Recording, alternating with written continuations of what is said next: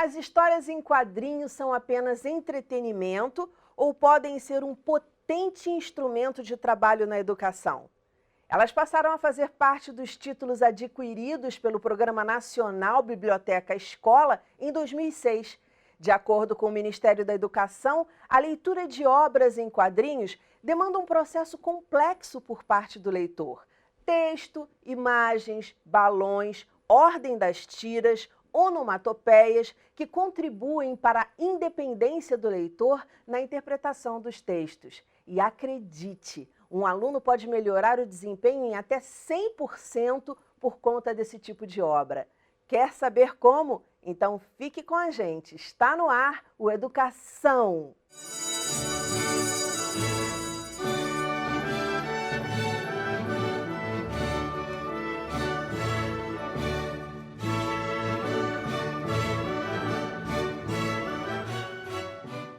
Meus convidados são o cartunista, jornalista, presidente da Associação dos Cartunistas do Brasil, José Alberto Lovetro, o Jal, e a pesquisadora de histórias em quadrinhos, educação e cultura pop, Sônia Bibi Luitem. Muito bem-vindos ao programa, é um prazer receber vocês aqui. Eu fiquei encantada com o projeto de vocês e acho que é um grande exemplo para professores e para pais, principalmente nesse momento de pandemia, de confinamento. E queria que vocês começassem explicando, a gente pode começar, vamos lá, pelo Jal, explicando um pouquinho como surgiu esse projeto, para a gente entrar em detalhe. Esse programa vai ser um programa que a gente vai discutir e a gente vai dar dicas. Então fique ligado, pegue lá sua caneta e papel, porque vamos começar. Jal, como é que rolou esse projeto aí em São Paulo? Bom, primeiro, Daniela, obrigado pelo espaço que você está dando nesse programa importante para a educação. E, bem, eu conheci a professora Sônia Luitem há muitos anos atrás. O esposo dela, Joseph Luitem, foi meu professor de jornalismo, né? E aí acabei conhecendo a Sônia, e a Sônia já tinha esse viés dos quadrinhos, né? Ela já na época, ela já estava começando na USP a desenvolver um trabalho inédito, inclusive hoje em dia, né? Nos anos 70, ela já estava criando um curso de HQ, editoração de HQ lá na ECA, na USP, e que existe até hoje, né? E é uma das únicas universidades que tem esse curso, né? Então, aí ela foi depois para o Japão, daí a gente ficou no lugar dela, dando aula lá na USP também, e aí a gente foi trocando informações, e a Sônia, com essa coisa de ficar tanto tempo lá no Japão dando aulas, né? E depois na Europa e tudo mais, a gente sempre ficou em contato, conversando, experiência, a gente fazendo palestras, indo em escolas, e foi crescendo e a gente falou, vamos fazer um livro, né? Aí começamos a tentar fazer o livro, foi difícil, cada um estava longe e tal, mas finalmente conseguimos fazer um livro e resolvemos fazer virtual e gratuito. Isso é fantástico. Agora, para a construção desse livro, é que houve o projeto na escola ou o livro foi construído, foi elaborado e aí o projeto veio acrescentar algumas coisas ali? Não, na verdade, a gente resolveu fazer um projeto em escola, a Secretaria da Educação de São Paulo, da cidade de São Paulo, nos deu 2 escolas na periferia para fazer uma aplicação mesmo. Ficamos 3 meses enfiados naquelas 2 escolas, e são escolas que tinham desde do primário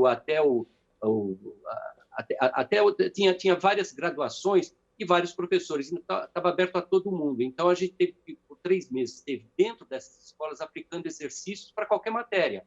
Português, geografia, matemática, não importa. É a linguagem dos quadrinhos para ajudar que as crianças absorvam melhor os ensinamentos, que entre melhor na cabeça delas, elas guardem essas informações muito mais facilmente. Facilita o professor e facilita para o aluno, né?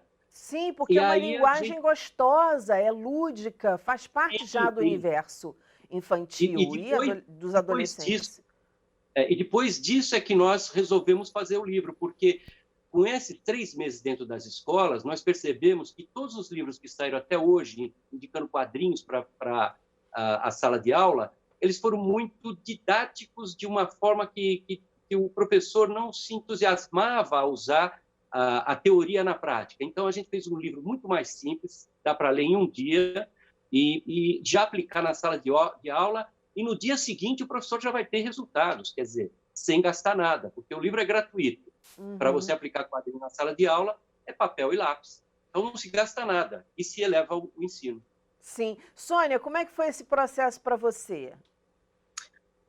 Olha, em primeiro lugar, realmente eu agradeço muito essa abertura que vocês estão dando na TV para nós falarmos sobre educação, e principalmente numa época em que é necessário usar as histórias em quadrinhos como ferramenta de trabalho. Bom, eu sou uma apaixonada por quadrinhos, tanto como leitora e como pesquisadora também. Então, dediquei minha vida toda, desde os anos 70 até hoje, com pesquisas na área de quadrinhos. Porque eu acredito muito nessa potencialidade que o quadrinho tem em todos os setores, em todas as idades. Se você, por exemplo, der uma história em quadrinho em chinês para uma criança da Suécia, ela, pela imagem, ela pode construir realmente aquilo que se está falando. Então, as histórias em quadrinhos, tendo a imagem e tendo a linguagem, elas se complementam, uma complementa a outra. E, então, com os professores, nós realmente vimos um grande problema dos professores. Sabe qual é? Eles têm medo. Eles têm medo de usar os quadrinhos. Medo porque não conhecem, muitas vezes, a linguagem. Isso o Jal e eu comprovamos, tivemos que dar um curso primeiro nas escolas sobre a linguagem dos quadrinhos, né? Porque eles não sabem ler a imagem. E o medo, né, Sônia? O medo faz com que... O medo do novo, engraçado, né? A gente foi feito para mudar, mas o medo do novo embarrera a gente, trava. E esse curso que vocês deram lá, essas palestras que vocês deram lá, foram fundamentais para que essa resistência, pelo que eu entendi, fosse quebrada e um trabalho efetivamente pudesse começar. Para você ter uma ideia, por exemplo, a imagem, os professores não têm... Bom, tem dois fatores ainda que não deixam os professores usar. Eles acham que, usando quadrinhos em sala de aula, vai desmerecer o currículo deles.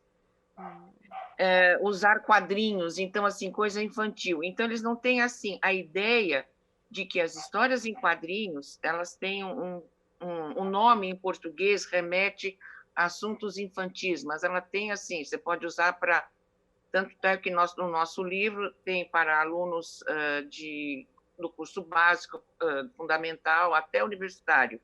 Então, você pode usar. Então, na ideia dos professores, é você pegar um gibi e colocar na mesa, vamos ler.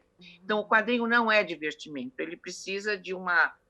Nós precisamos incluir as histórias em quadrinhos dentro do programa escolar para que realmente se avalie os resultados. Isso é muito simples. Na hora é preciso ter um planejamento, né? Claro. Então, a nossa experiência mostrou que é necessário, então, antes, um planejamento para que o quadrinho cumpra a função da ferramenta, para testar, então, a capacidade do aluno.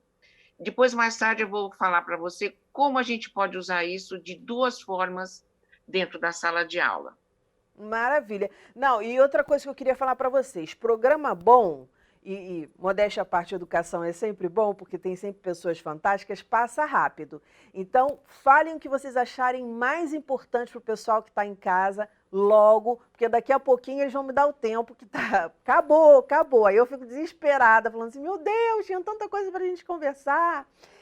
Como é que foi isso? Como o professor pode trabalhar os quadrinhos em sala de aula e que benefícios, na prática, essa atividade pode trazer? Eu vou dar dois exemplos, depois o Jal também vai me complementar.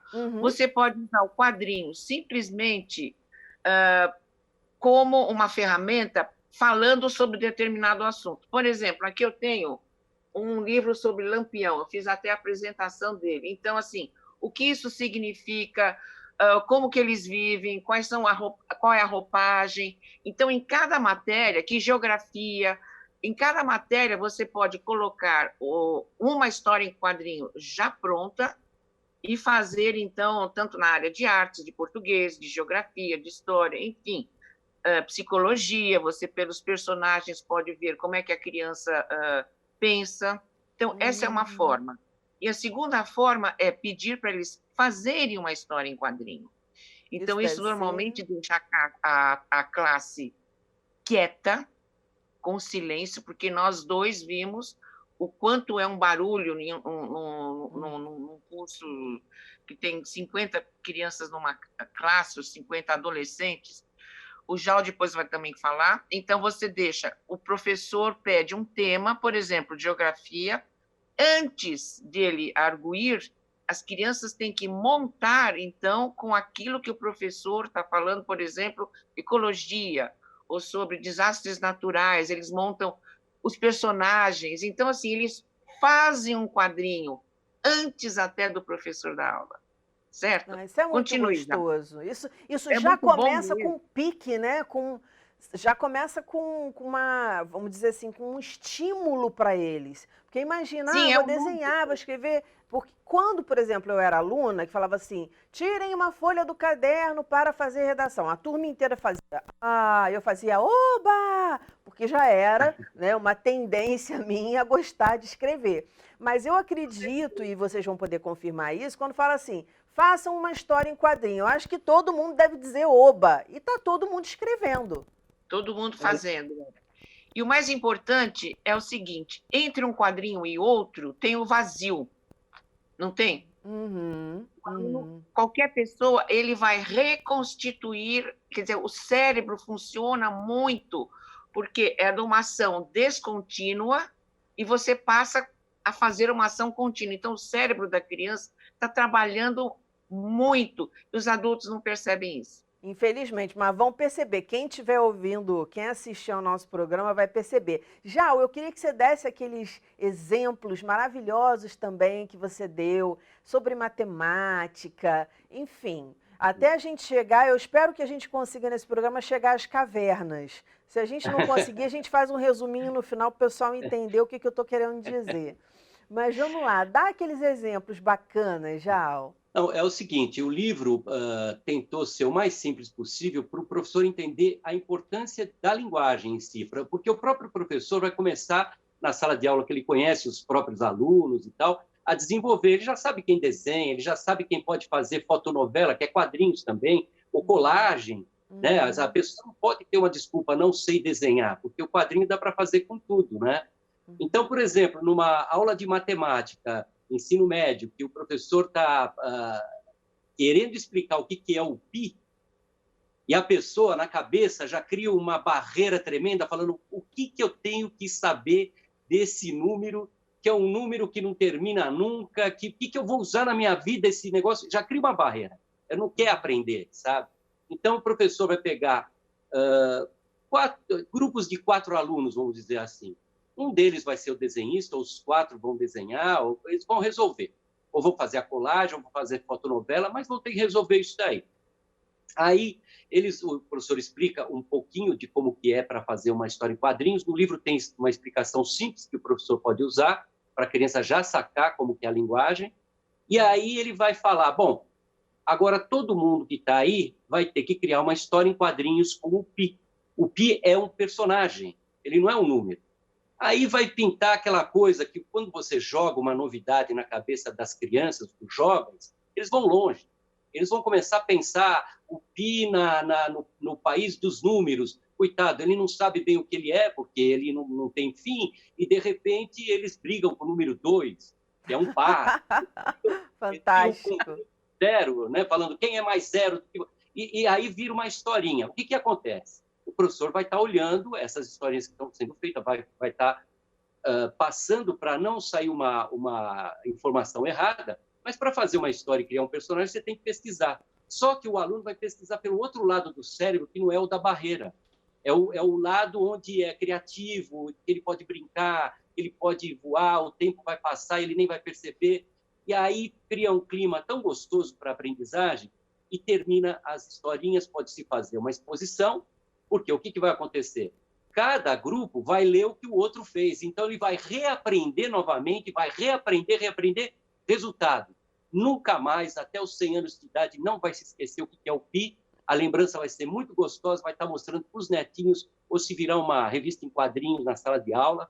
Quer dizer, então, o que acontece? Usando essa linguagem, você cria uma mágica que pode melhorar em muito a relação professor-aluno, pode melhorar muito a relação entre os próprios alunos, e aí vai ficar aquela festa de você querer criar quadrinhos. Daí, vamos fazer com geografia também? Claro, o vulcão pode ser um personagem, vamos criar com português, claro, e as palavras? E como que é para escrever uma história em quadrinhos? Como que nós vamos fazer? Uma coisa importante é que nos quadrinhos você tem desenho, que é arte, e esse desenho pode ser colagem, pode ser fotografia, pode ser qualquer coisa nessa área de arte visual. Muito bem, artes visuais. Tem o texto, que é português, é literatura, tem a parte de você criar uma história em quadrinhos, é o mesmo que você criar um roteiro para filme. Então, tem cinema, tem design, você pode criar um copo diferente daquele personagem, a roupa do personagem é um design de moda. Sim, O cara pode virar um designer mais tarde, começou com os quadrinhos, né? Aliás, a moda hoje em dia está bem copiando as histórias em quadrinhos, né? Se você olhar os desfiles, estão parecendo personagens de quadrinhos. E então tem tanta coisa nos quadrinhos. E teatro, ninguém nota, mas o teatro é quando você está lendo uma historinha e você está dando a entonação daquele personagem, a voz para aquele personagem. Ele é um personagem imenso, você pode dar uma voz fininha para ele ficar caricato. Tudo isso é da sua cabeça e o time é seu. Diferente de cinema, televisão e até teatro, o quadrinho dá a possibilidade da pessoa ler uma historinha, uma página em 2 segundos ou em 10 ou 15 segundos. É o time de cada um. Respeitando o time de cada um, você faz essa pessoa absorver no time dela. Então, você vai trabalhar os diferentes de uma forma muito democrática, muito legal. E desenho, como você está falando, desde a época das cavernas, que se desenha nesse mundo. Há 1 milhão de anos atrás, os caras já estavam desenhando nas cavernas, que foi a primeira biblioteca que nós tivemos, né, na humanidade, para guardar as informações. Foi a partir dali que começou a se inventar, a se crescer culturalmente, uma série de coisas, que antes era só a linguagem teatral e que ficava no ar. Se morresse alguém que morria cedo, com 35 anos de idade, acho que era o cara mais velho, né? Não tinha plano de saúde naquela época, né? Então era uma forma de transmitir conhecimento, de sobrevivência, né? Isso mesmo, porque morria cedo. Ficava criança pequena, que era para o grupo que tinha que sobreviver e comida faltava, ter alguém que não produzia alguma coisa era um peso. Então, as crianças ficavam meio de lado, as que ficavam sem pais. Eles tinham que mostrar como que sobreviver. Então, a sobrevivência vinha através de como caçar o antílope. É uma sequência, história em quadrinhos. Como plantar uma árvore, como fazer... Não sei, quer dizer, tudo eles passavam para essas paredes em desenho. E todo mundo sabe que toda invenção sempre começa no desenho, mesmo nos computadores hoje em dia, né? Você tem que desenhar alguma coisa para começar uma ideia nova. Quer voar, começa a criar no papel, sabe? Então, o desenho é instintivo. Está na gente. É isso que é interessante, né? A gente vive dizendo, a escola, eu escuto muito especialistas aqui no programa, a escola da gente é do século XIX, a escola não dialoga com o mundo. Então, você está ali no mundo à parte que você fala assim, caramba, para que eu estou aprendendo? Por exemplo, para que eu estou aprendendo pi? Então, tornar o pi mais interessante, criar esse pi, faz todo um sentido para depois ele querer descobrir que pi é esse mesmo e para que ele serve. Eu fiquei apaixonada, eu percebo que há uma interdisciplinaridade que é o pensamento mais moderno em educação, que as coisas não são compartimentadas, na vida não é compartimentada a matemática, o português, e nada, é tudo junto. Então, é maravilhoso. Sônia, eu queria ouvir de você, você falou que houve uma resistência normal, né? O ser humano tem essa coisa de resistir ao novo por parte dos professores. Mas eu queria que você me dissesse qual foi o maior desafio para as escolas para implementar o programa de vocês. Professores de português, eles adoram também, vão passar a gostar muito, porque no momento em que uma criança coloca no balãozinho a frase, ela tem que estar 100% certa dentro da língua portuguesa. Então, isso é muito importante para que as crianças e reforça o aprendizado da língua. Então, isso daqui é algo assim muito, muito interessante para os professores de português. Agora, Sônia, você falou da resistência dos professores. Claro, a gente sempre resiste, o ser humano, né, resiste ao novo. Qual foi o outro grande desafio que vocês enfrentaram para implementar o projeto na escola? Olha, como eu falei até no início, é uma questão até de conceito do que são as histórias em quadrinhos. Então, muitas vezes as escolas querem assim equipamentos sofisticados para dizer, olha, nós estamos fazendo isso. Então, é um preconceito muito grande. E para a escola implementar, no caso, o quadrinho como ferramenta de trabalho, o que vai precisar? Papel, lápis, borracha. Então, assim, isso para o ensino público, até mesmo para o ensino pago, é maravilhoso. Então, o que as pessoas sofrem é um grande preconceito. Esse preconceito eu vou explicar para que tenham noção. Logo depois da guerra, saiu um livro sobre, aliás, era um psiquiatra que depois viu que isso daí foi feito realmente com todas as informações distorcidas, chamava-se A Sedução dos Inocentes. Isso se espalhou depois em miúdos por aquela revista chamada Seleções Reader's Digest, que até veio para o Brasil nos anos 50, 60, que falava mal dos quadrinhos, que aquilo era prejudicial à criança. Sim.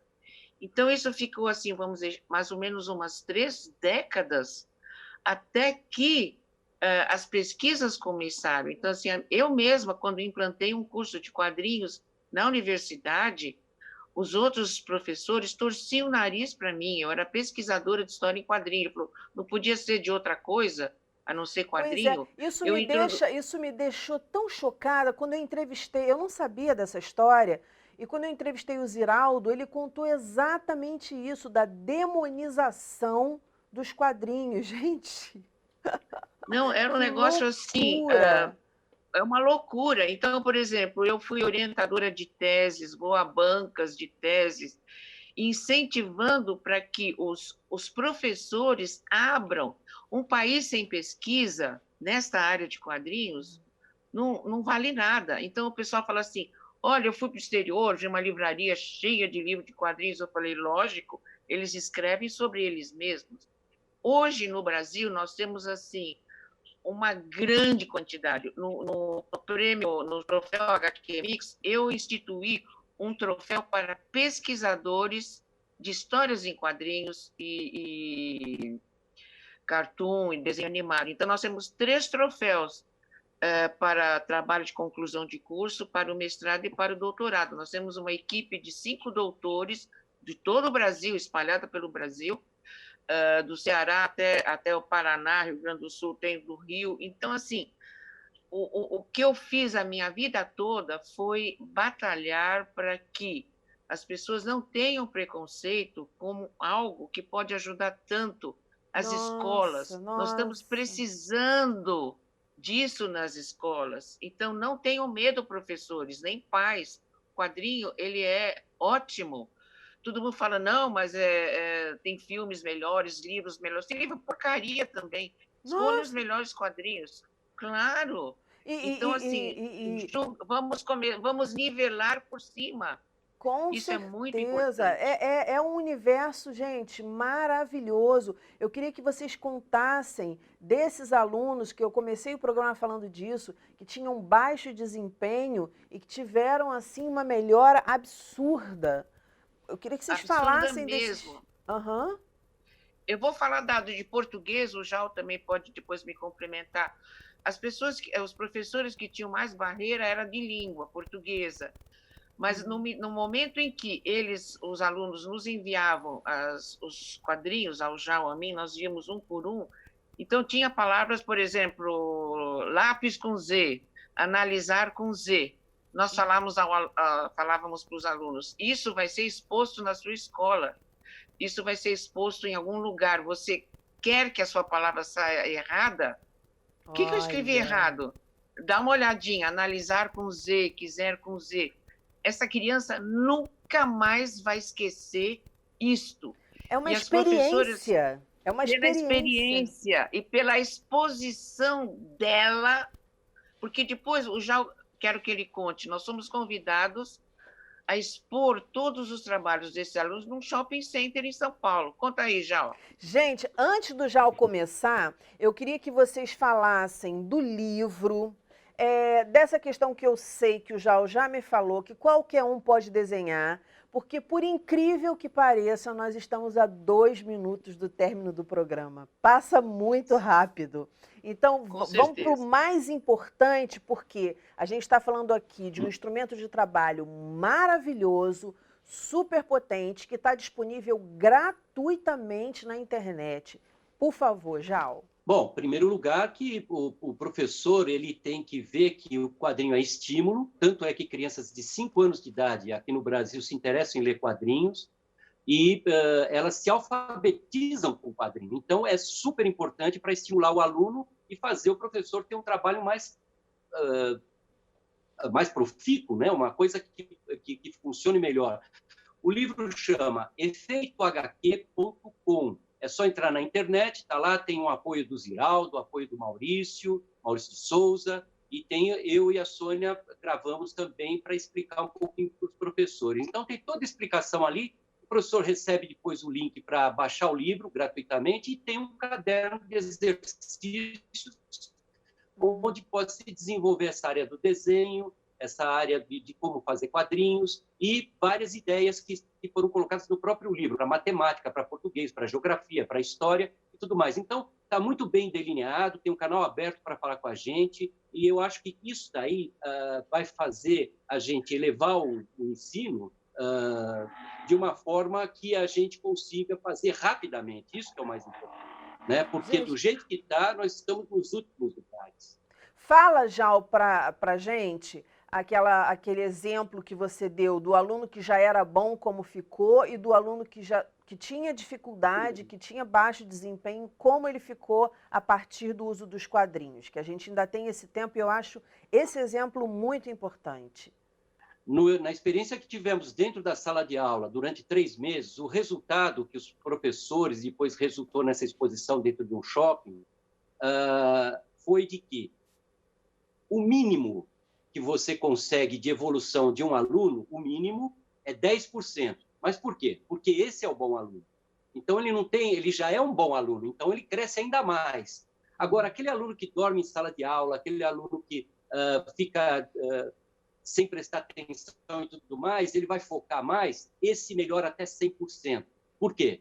Porque ele começa a se interessar, e ele começa a entender um pouquinho como ele pode absorver aquilo lá e de uma outra forma.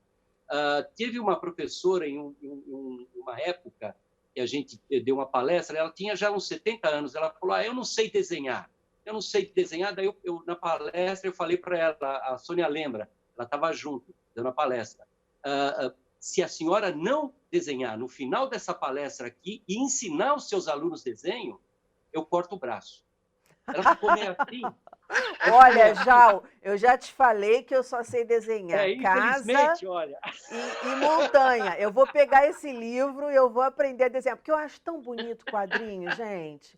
É gostoso, é lúdico. Daniela, ela terminou chegando para a gente falando, olha, eu tive que fazer 70 anos para saber que eu sabia desenhar. Por quê? Porque desde criança falavam para ela, não desenha na parede, não faz isso. E ela, não. Eu não sei desenhar. Você mesmo cria uma barreira que você não é intransponível. É você que está falando que não sabe desenhar. Todo mundo desenha. Isso é base. Todo mundo desenha. e esse livro procura passar esses ensinamentos e quem lê esse livro e aplicar os exercícios vai ver o resultado. E um livro simples. A gente está no final, vou pedir para você deixar de novo. Fala de novo como é que a gente acha o livro na internet. É só entrar, Efeito HQ, HQ de histórias em quadrinhos, mas é Efeito HQ tudo junto.com. Entra lá, vocês já vão ver todas as explicações. É bem simples. Maravilhoso.